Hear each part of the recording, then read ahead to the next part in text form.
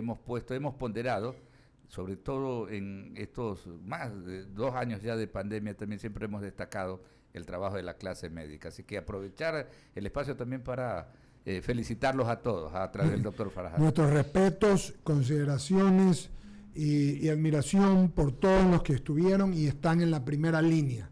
Eso es, por su servicio. Muchas gracias en nombre del país y del mundo, a usted y en nombre suyo a todos los médicos, querido doctor Carlos Farhat. Muchísimas gracias por sus palabras. Siempre son un aliciente y un aliento para continuar. Muchas gracias. Muchas gracias a usted también. A ver, tenemos hoy día, hay un informe epidemiológico que se dio hace un momento en el municipio del COE Cantonal, con el municipio. ¿Qué dice el mismo? Por favor, a breve rasgo, doctor Farhat, para que podamos entrevistarlo con Jaime, Javier y Alberto. Cómo no, rápidamente, que el descenso de casos continúa, lo mismo que la hospitalización, tanto general como UCI, y también la mortalidad. Es decir, el comportamiento de la epidemia nos demuestra claramente una tendencia a la baja en estos tres indicadores. Entonces, esto significa que va a haber un cambio en cuanto a qué, doctor Carlos Farhat.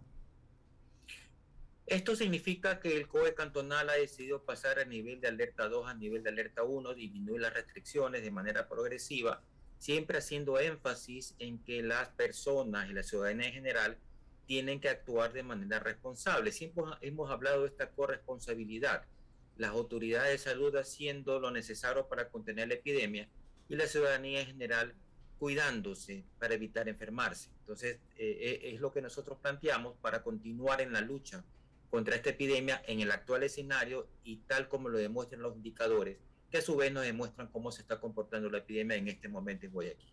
Me preocupo y me alegro, me satisface, también me preocupa porque vi que Hong Kong había estado en niveles también fuera la mascarilla y todo en 3 semanas de 2, 3, 4 casos al día y luego pasó a 1,000 y pico, 2,000 y pico. ¿Qué debemos hacer para tener equilibrio? Porque la gente con razón quiere vivir, ¿no? Yo lo entiendo perfectamente. Se lo decía el presidente de la Federación Médica la semana pasada, el doctor Santiago Carrasco. Todo el mundo quiere vivir, quiere progresar, quiere nuevamente que los temas económicos se vuelva a producir, sobre todo en esta parte del mundo donde no se vive de la burocracia, sino del comercio. Pero hay que tener claro que el virus, estamos jugando al lado de él, no es que se ha ido, ha bajado y está allí. ¿Cuál es el justo medio, doctor Carlos Farhat?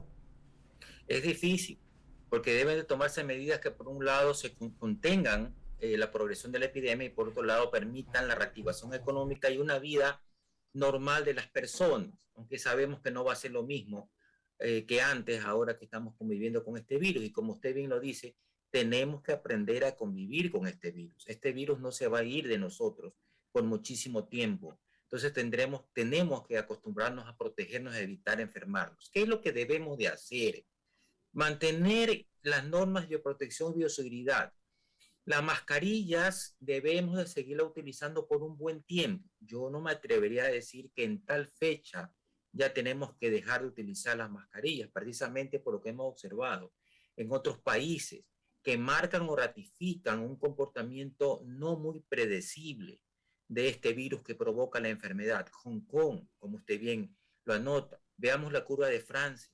Veamos Dinamarca, que abrió o quitó todas las restricciones existentes, entre esas las mascarillas, y hoy experimentan un pico sumamente fuerte en cuanto al número de casos, hospitalizaciones en su país. Entonces hay que tomarlo con mucha prudencia. Las restricciones tienen que ser retiradas poco a poco, de manera responsable y de manera prudente, sin dejar de manifestar esa sugerencia que ya la hemos hecho permanente, dirigida a la comunidad, de que todavía tenemos que cuidarnos.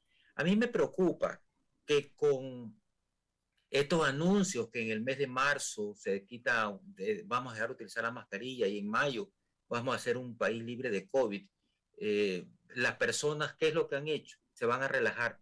La percepción del riesgo, que ya era baja, va a ser mucho más baja todavía y va a llamar o va a hacer que las personas tengan un comportamiento poco responsable y prudente frente a la transmisión de este virus.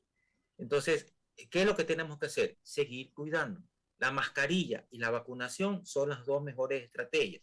Queremos vivir una vida lo más normal posible con relación a lo que antes vivimos, Entonces vacunémonos y utilicemos la mascarilla por un buen tiempo. Yo no sé cuánto tiempo. Eso nos lo va a decir y nos lo va a marcar el comportamiento epidémico, no una fecha aventurada que yo pueda decirle en este momento de acuerdo a lo que estamos viviendo. Porque 1.629 casos en Guayaquil, aunque sea mucho menos que la semana anterior, sigue siendo un número elevado. Es decir, que hay más de 1.600 personas que se enferman en una semana. Y si con el carnaval estamos propiciando las aglomeraciones en playas, bares y discotecas, como se lo está haciendo ahora, entonces obviamente que la transmisión va a aumentar. Y no después de muchos meses, sino después de pocas semanas o días tal vez, vayamos a tener otro número elevado de casos que podrían marcarse como un nuevo repunte. Esperemos que no. Esperemos que las personas sean responsables y se cuiden. Esperemos que las personas acudan todavía a la vacunación, como lo estamos llamando nosotros, y que comprendan que el virus no se ha ido, que la transmisión existe y que tenemos que cuidarnos. Depende también de la ciudadanía.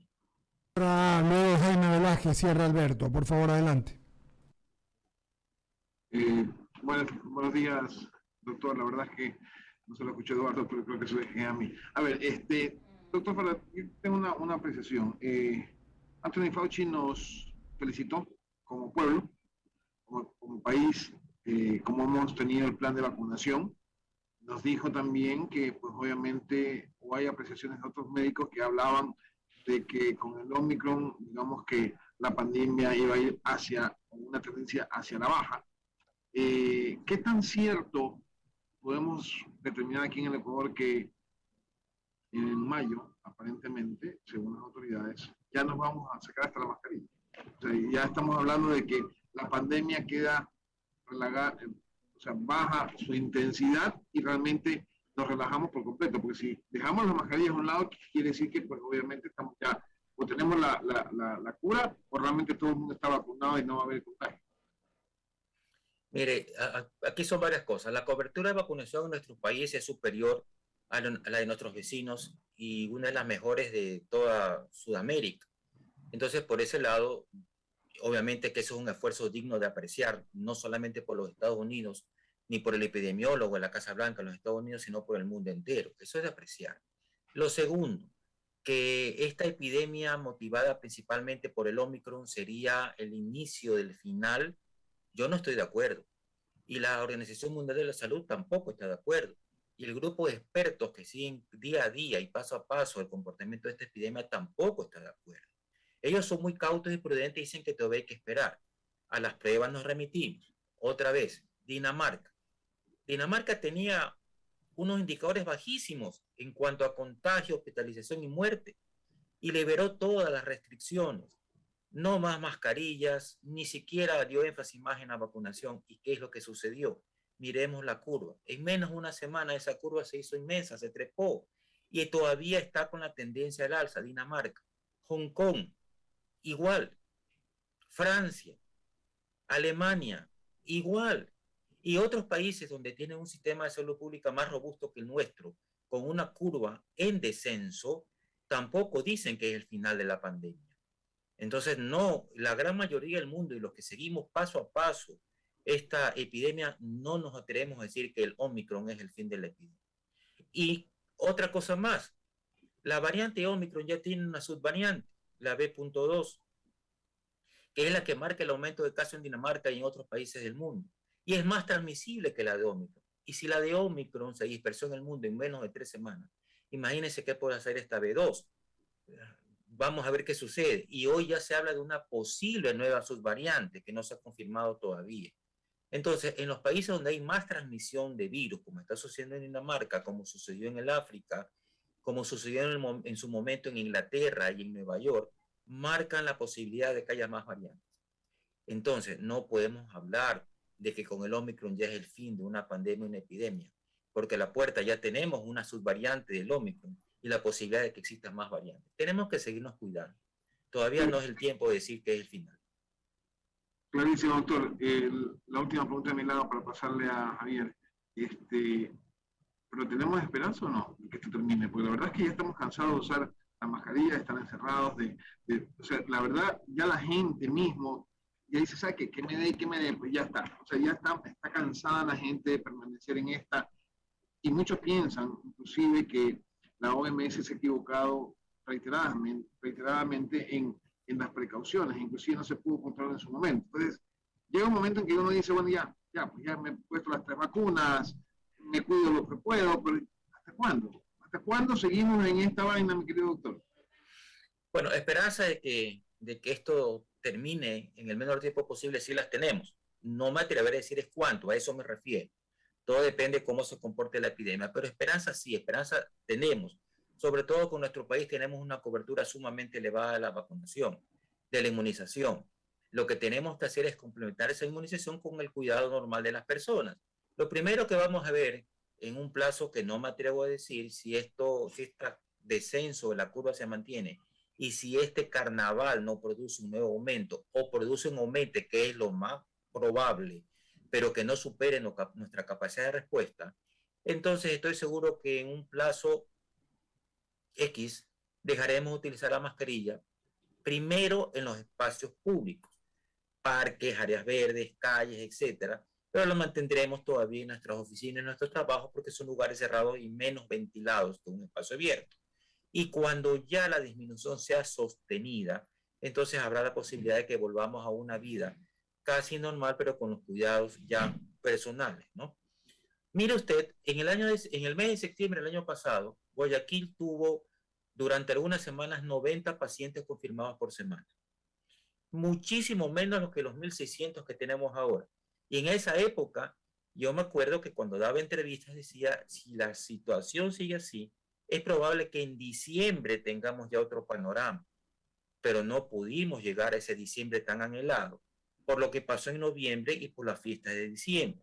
Si queremos llegar a ese panorama tan anhelado, entonces debemos de comportarnos como se debe y de evitar el riesgo en este carnaval, para que esa curva siga en descenso hasta tener un caso tan mínimo de pacientes que podamos decir ahora sí, la transmisión del virus es casi nula y podemos tener una vida prácticamente normal. Ahí sí, tenemos que disminuir restricciones y quitar la mascarilla.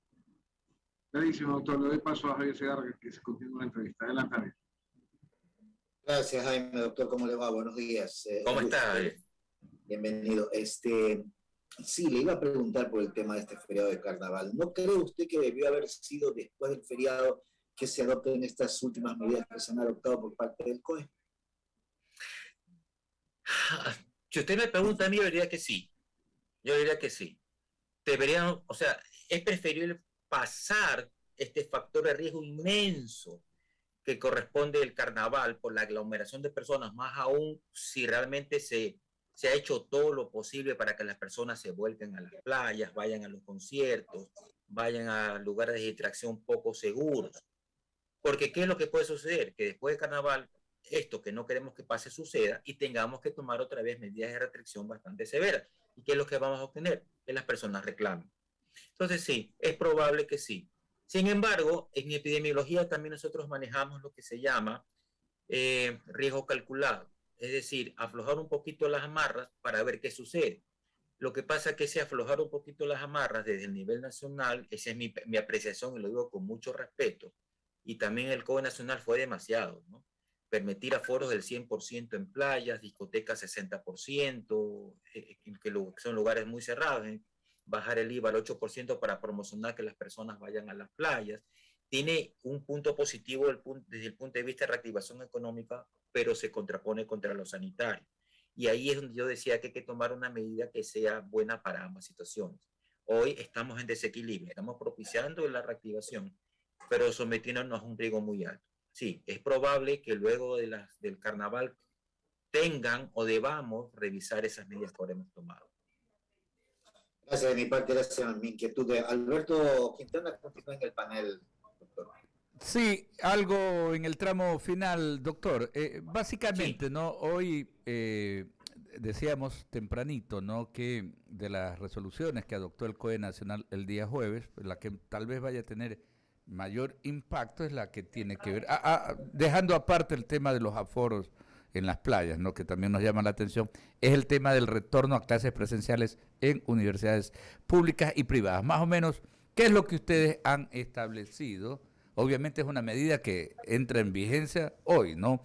pero más o menos, ¿qué es lo que se avisora en lo que tiene que ver con impacto en relación a este tema? Porque sabemos que, por ejemplo, decíamos que incluso la incidencia en las ciudades donde hay universidades e institutos superiores, incluso el tema de movilidad se va a ver alterado, van a salir vehículos que no estaban saliendo en circulación y que son utilizados por estudiantes. Sabemos que no es pues el grueso de la circulación vehicular, pero de todas maneras tiene su incidencia. Básicamente, ¿qué estaban estableciendo como premisa en torno a ese tema, el retorno a clases presenciales a nivel superior?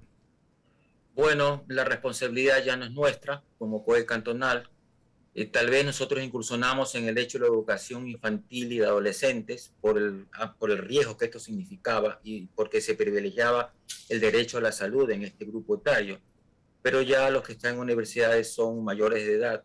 Existen universidades que han hecho muy bien las cosas, que han hecho vacunar a todo su personal administrativo y docente está inmunizado, que es algo que nosotros requeríamos también para las escuelas y colegios. Los estudiantes están, ciertas universidades, no puedo hablar por todas, están también 100% inmunizados, entonces, y sus clases son amplias, aireadas, bien ventiladas, con un flujo laminar aire acondicionado, es decir, se han tomado todas las medidas pertinentes para minimizar este impacto. En ese sentido, le digo que la probabilidad de enfermarse o de transmitir en una universidad son pocas. No puedo hablar por todas, puedo hablar por algunas que conozco, pero en todo caso, ¿qué nos toca a nosotros ya como autoridad? Seguir monitoreando. Tal vez vigilar en las universidades que se cumplan esas normas de bioseguridad y bioprotección para estar seguros de que el impacto va a ser lo menor posible. Pero es parte también de ese riesgo calculado.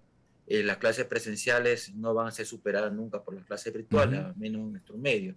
Entonces es momento de ver qué es lo que sucede con esta presencialidad en las universidades. Yo no estoy 100% de acuerdo, porque no hay universidades que estén tan preparadas como otras. De las que conozco, por ejemplo, la Universidad de Espíritu Santo, a la que me honro pertenecer, sí está preparada. Inmunización del 100% de su personal, inmunización del 100% de sus estudiantes, reglas muy claras para sus profesores y para los estudiantes, ya se sabe qué es lo que se debe hacer en caso de que algún estudiante se infecte, etc. Estamos preparados. Pero como le digo, ya es una disposición que tenemos que respetarle, solamente vamos a estar atentos a ver qué sucede para medir ese impacto, denunciarlo si es que algo sucediera y tomar medidas oportunas. O por lo menos sugerir, porque desde el punto de vista del COE cantonal no nos compete, sugerir a las autoridades nacionales qué hacer en un momento determinado. Por eso es que en el marco de esa corresponsabilidad que ya compete exclusivamente al ciudadano, llámese estudiante, trabajador, decíamos más temprano, hacíamos el llamado para que los chicos vayan tomando todas las precauciones. Volver, porque es necesario ir retomando gradualmente todo tipo de actividad. La educativa, por supuesto, a nivel universitario es importante, ¿no? Pero queda también ya en los hombros de cada uno. Así que a seguir cuidándonos. Doctor, reiterarle ese saludo y ese reconocimiento a toda la clase médica ecuatoriana, particularmente acá en Guayaquil, a toda la gente que trabaja pues en la Dirección Municipal de Salud y en todos los organismos. Reconocemos siempre esa gran labor. Le enviamos un fuerte abrazo y nuestro saludo cordial, doctor. Muchísimas gracias, siempre a la orden. Hasta luego.